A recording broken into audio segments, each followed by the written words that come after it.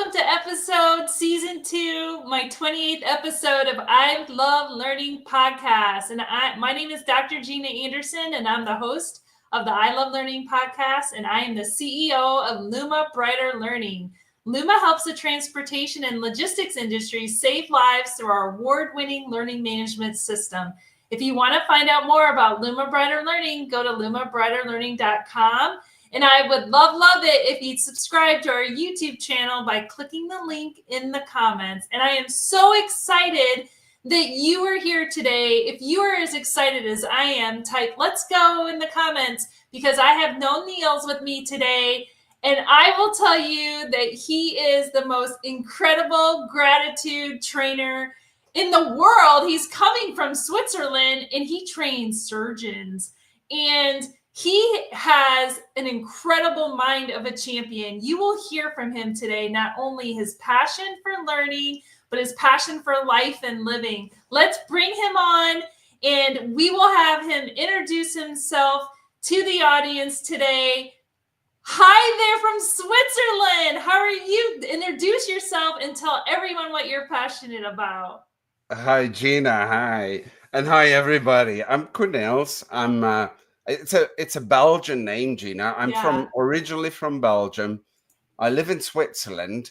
And yes, I'm training our people within the company, but also I'm organizing courses for surgeons. And that's what I do on a daily basis. And I'm passionate about. I've been thinking about this, Gina. I'm passionate about motivating people. For a long time, I thought it was being passionate about giving training, because that's my job. And more and more, I'm starting to think it's about motivating people.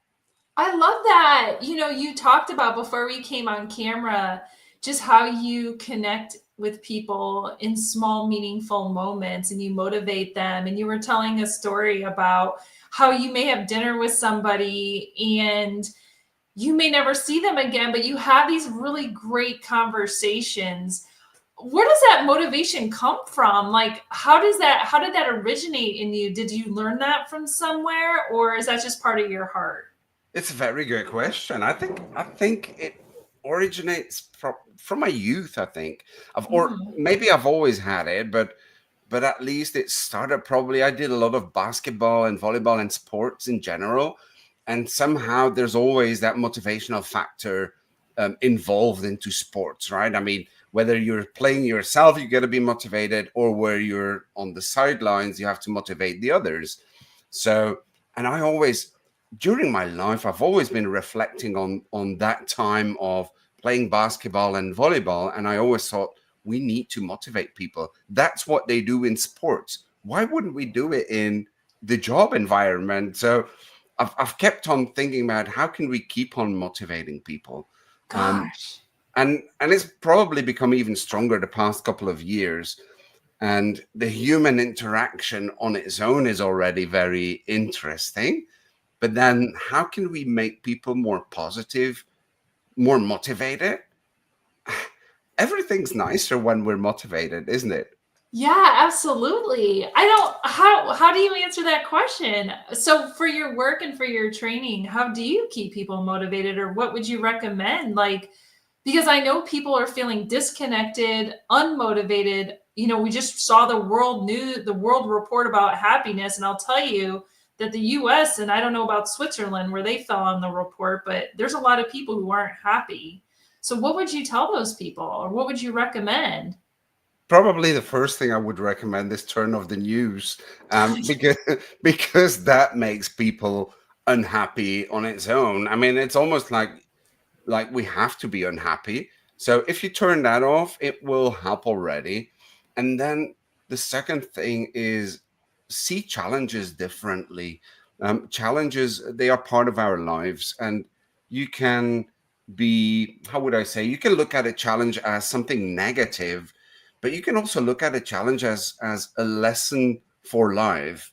And that's how I look at it. So make your problems or your challenges less heavy by seeing them relative to all the rest that you have. Mm. And I think that's where gratitude comes in for me. Is like if you're grateful for what you have, then you will be more positive. And I think it's just nicer to live in a positive world. Yeah. But but we have to contribute to that. And I think we shouldn't look at the rest or our environment. We have to manage that. And the way to do this is see challenges as an opportunity to grow and learn, and then be more positive. And how would I say, your problem that you think is huge maybe is only that small. I'm often Yeah. I'm often looking at the stars and thinking like we're so small. If my problem is still there tomorrow, the world will still turn around and everything will be exactly the same. So it's a very small problem. It's so funny you say that. I'm going to show you something. I last night there's a bridge here, and I was running the bridge, and I saw the sunset. I'm going to see if you can see it. Oh, That was amazing. going into the clouds, and then Beautiful. I see the moon. We can't see it because it's too bright, but you're right. Like that idea of like every day is a new day, a new beginning. And I thought that very same thought as I was running down the bridge. It was such a hard day for me yesterday, right? And So you think about there's that. a quote. One of my favorite quotes, Gina, is not every day might be beautiful, but there is something beautiful in every day. I love And that. that's been my quote for the past 10 years or more, because I think that there is truly something beautiful in every day. But the problem is we have to see it. And if you Mm. don't open your eyes for the small things, then your day might be miserable. But if you open your eyes for small, beautiful things, then every day has something beautiful. It's incredible that you brought that up. There is a video called "It's a Good Day," and we'll share it in the comments. But the day my mom was dying, and I sat with her on the couch, and we watched that video together, knowing it was going to be probably one of our final moments together. And in that moment, watching the video, it says, "Open your eyes, be thankful for what you have in that moment." And honestly, you're right. Like going through something hard, you still can find the joy in the moment. And I Yeah. wanted to ask you, you haven't always been well, maybe you were born motivated. I mean, maybe, but has there been times in your life or hurdles that have happened in your life that kind of held you back from this idea of being motivated and being grateful? And if so, like, how did you overcome those? Because you have a mind of a champion. Yeah, I think there's always hurdles, and we would lie if there was not. I mean, I think everybody has hurdles. Everybody has probably even moments where we're a bit down and even like feeling partially depressed. But I think we need to work on it ourselves. But how do you overcome it? Again, the same. I had a divorce um 13 years ago or something like that, and my partner at the time at the divorce was, "I'm going to destroy you." And I was like, Oh, well, you will take my money and my belongings, but you won't take my happiness. And that's the feeling I had throughout the journey of my divorce. It's a lesson for life. And yes, I will have nothing. And I mean, I had nothing left, but it didn't put me down, because I thought like, this is a lesson and I will grow again. So I think it's a spirit, it's a mindset to say, yes, it's a challenge, yes, it's not fun, but that doesn't have to destroy me, because I'll stay positive. And yeah. in fact, yeah, it throughout the whole divorce, it never really hit me hard, because I thought like, well, it's just money. So yes, take the money. You won't be happy, but I will keep my happiness. I love that. I love that It- so much. There's so many people listening that need to hear that. I think that, it- you go through something traumatic like that, like a divorce, but you kept your heart and you kept your happiness because you yourself move yourself forward. I mean, Yeah. that's what my book Thrive is all about, using your own mindset, Yeah. using your own behaviors to move yourself forward. And I love to talk about, you talked about sports and you talked about this divorce and how you continue to win. So how would you define winning? What does winning mean to you? Because I would love to Oh. hear this. Oh, what is winning? Ah, that's a good one. What is winning? I mean, I don't know. Winning for me is, I don't know. It's moving forward, but it's pretty much about the human connections for me. I mean, that's a win. Winning somebody over that becomes more positive, that's a win. People who show more gratitude, that's a win for me. Um, and I think that's the major thing about winning for me. I'm seeing winning much more as something interhuman than winning a game or winning at the job. Yes, it's nice if you get something done and people are happy about it, job wise. But for me, winning means getting people more positive and more seeing more gratitude. And then, for example, in the company, right? And that started for me. That trajectory started 1.5 years ago, um, and that was another challenge, another hurdle that came up. um, in December 23. I felt unhappy. So yes, it happens to me as well. I felt unhappy, I felt depressed, I felt almost anxiety. And the one thing I thought we I had to do was reflect, take time to think it over. And I saw two options. It was whether I leave the company or I stay, but then something has to happen. And then I thought, like, okay, but what would it be if something needs to happen? And I thought, well, I feel I'm missing recognition, appreciation for what I'm doing. I'm working hard, and I felt like it's not appreciated. It's like, ah, next, next, next. Um, and then I thought, like, well, but I can't really ask for recognition. I can't really ask for appreciation. And then something in me said, well, then be the change you want to see. So I decided to show more gratitude to others and show more appreciation for what people do, not for the extras, but for the daily jobs, for the interactions we have. So more and more that went direction. Well, this is actually being grateful or gratitude.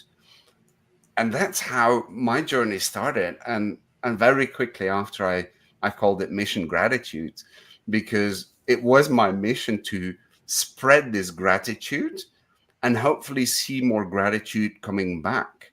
So at the end, Gina, I'm very selfish. I want to see more appreciation, so I spread it around so I get it back. I love that. Well, you said be the change that you want to be. And Yeah, that's the thing. It's like you, me, everyone listening can be the change instead of grumbling and pointing out everything bad.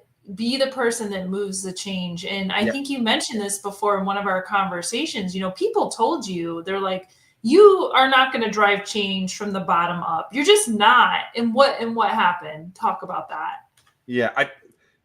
When I decide on something, I don't care what people say, and it's probably also a lesson. I mean, don't take any comments and say, "Oh, well, if they say that, then I will stop."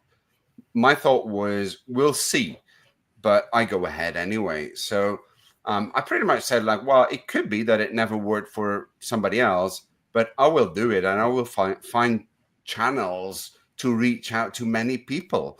And there's 15,000 people in my company where I work for, and I decided to reach out. My target is 15,000 people. So that's pretty much when people started to think like, but you're crazy, 15,000 people.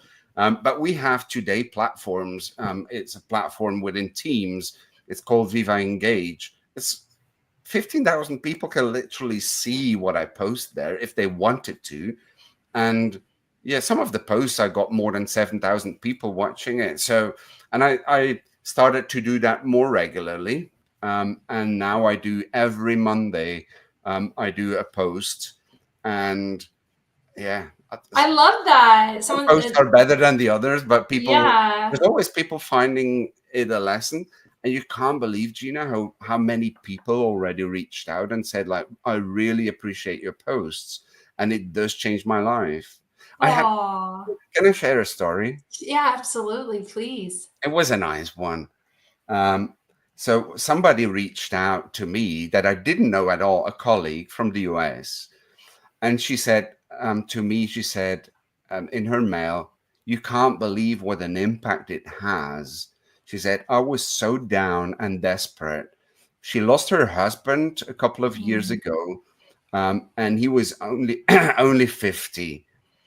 She said, and since then, she can't find her purpose in life. She find it so challenging and difficult, and she was really, really down. And she said, but since I've been reading your posts about gratitude, I'm starting to see what I have. And she said, I have my children and my grandchildren, and they need me, and they need me to be happy. And she was explaining me how it changed her life. And I felt really touched by that because I've never thought that this would happen. But I found it also so lovely that she shared it with me. So so it does have an impact. And look, my target is 15,000, but if I can have a couple of people reacting like that, it makes a that difference. makes a difference. Yeah, you're So changing it's people's lives, just, one message at a time. And I exactly, mean, it's beautiful. and then it's worth it. It's worth it. It's worth it, Absolutely. and it also changes my life, right? Because of writing these messages, you reflect every week on the next message, but also on, am I really the expert in this? No, I write the message, but I also learn from it and try to live it more, which is great as well. It's so beautiful. It's so beautiful. Last week I had Tracy Rushing on my show, and she was so impressed with you and what you're doing. And she actually had a question about gratitude for you. And she wanted to know for you, and this is a great segue because you're talking about specific examples. Is it gratitude? Is it more impactful for gratitude to be tangible or not? So, like, is it something like a phone call received by drivers? Is that more valuable or not? So, I'm just curious. She was curious to know what you thought about that. You mean like tangible in the sense of personal messages or I think it's contact? like physical, like you're sending, like right now, you're posting, like your Yeah. message of posting. But then before we got on the call, you talked about being connected with someone in the moment, which isn't tangible. I feel like that where you're giving Okay. love, is an example of you giving gratitude in the moment, but it's not tangible. So, Yeah. I think yeah. you I think both are really important. Um, the tangible ones is maybe more on purpose and with a goal to get more untangible ones. Let it Mm, let it put that way. It's more trying to get people reflect on it, and by this reflection live it more, and then I think it automatically goes into a mode where you get those connections where it's untangible, but you live it, you feel it. It yes. comes much more from inside because you Mhm. think like, whoa. And these moments are, I mean, I explained you when I met that one surgeon where we started talking about sourdough, and we seem to have both a passion for baking sourdough bread, which is kind of funny. And the whole evening we've been talking, and yes, that's also being grateful because we appreciated each other in the moment, but it was not tangible. And I think it comes from a different way of living. If you think a lot about gratitude, I think you change your way of interacting with people. Absolutely. Beautiful. So beautifully said. I love that. I started this podcast because I had truck drivers telling me they were depressed.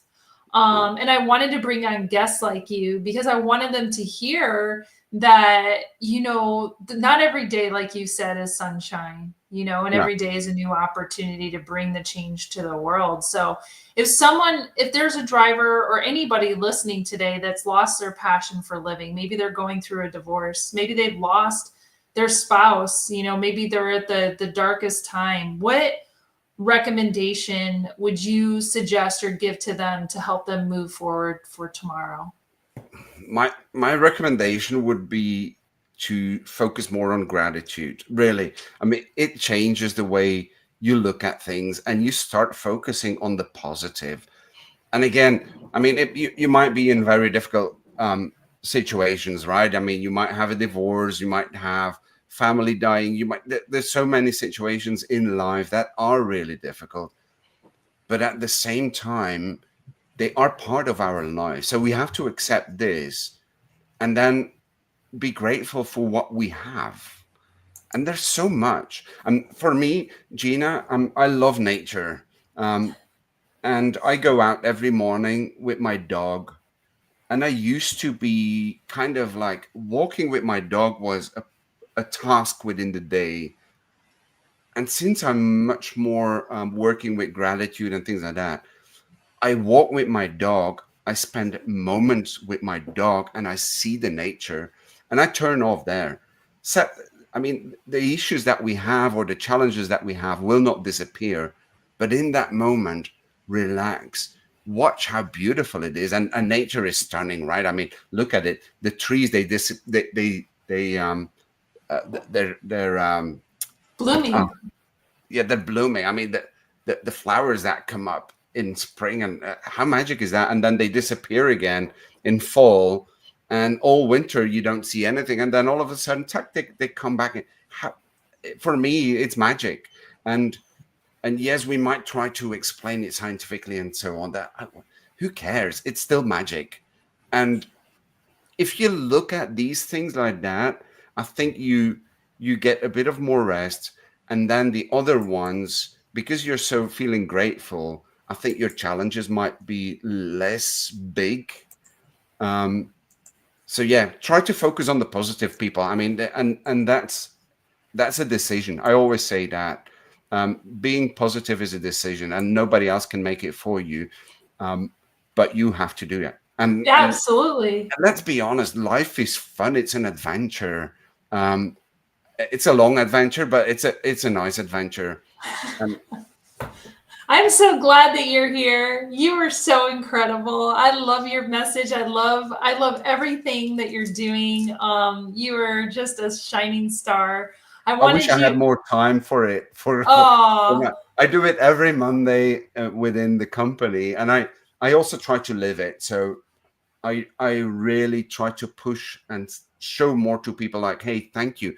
And again, I'm saying thank you not because of they doing extra things, but really because they did a nice, good job. That should be enough to get a thank you and to say like, hey, you're doing really well. I love it what you do, and people think like, oh, that's great to hear. We we lost it for probably a decade. The mentality of saying thank you to each other was completely gone. It was rush, rush, rush, and I see that people start to do it as well. So I yeah. see other people saying thank you, where I thought like, well, you wouldn't have done that 2 years ago. So Oh, I love that. Well, yeah, I'm glad we need to say thank you for sure. And yes, next week, I'm going to have Susan Jabbar on my podcast. And I think we should come up with a question for her. So she actually is a grief educator. And so her son died in 2020, and she knew that she would only survive if she stayed conscientious and curious. So it'll be great to have her on our show talking about her story and her passion. What should we ask her? wow. Grief is something really special, right? I mean, it's like what is how would I say it, Gina? Is my question would be, is there a recipe to handle grief? I love You know, that. Let's do it. Let's do it. I You mean, know, I could talk about it from a science and perspective, but let's talk about someone who lost their child. Yes. yeah, it comes from the thought like grief is something special and it's really hard in life. But I also believe that the way people go about grief makes the feelings different and how we, I don't know, it's difficult to say. I lost my dog last year, and Oh. and the way I went through that was with so much gratitude for what I had. And it was time, and I kind of, I don't know how it happened, but I kind of could accept that he was at the end of his life, which I thought I would never be able to do. And somehow I could position it as this is part of the journey. Very Mhm. strange, and doesn't mean that it's not hard, but I'm curious if there's, if she would have a different view on All grief. right, well, join us next week. You'll be able to hear her. We'll see what she Yeah. says. All right, tell everyone if they want to connect with you, where they can find you, where they can connect with you, and leave us today on this day of goodness some lasting words of advice. Send us off into the Friday Junior. Yeah. So you can reach me on LinkedIn. I think that's the main platform where you can find me. And as a last word to everybody, I want to repeat the quote, Gina. Not every day is beautiful, but there's something beautiful in every day. And start with this beautiful seeing tonight. Awesome. Let's do it. Well, thank you so much for joining us today. Thank you for all of you who are listening. I love that many of you love sourdough bread. Until next week, we will see you on my I Love Learning podcast. Cheers. It is. See Bye bye. you. Bye.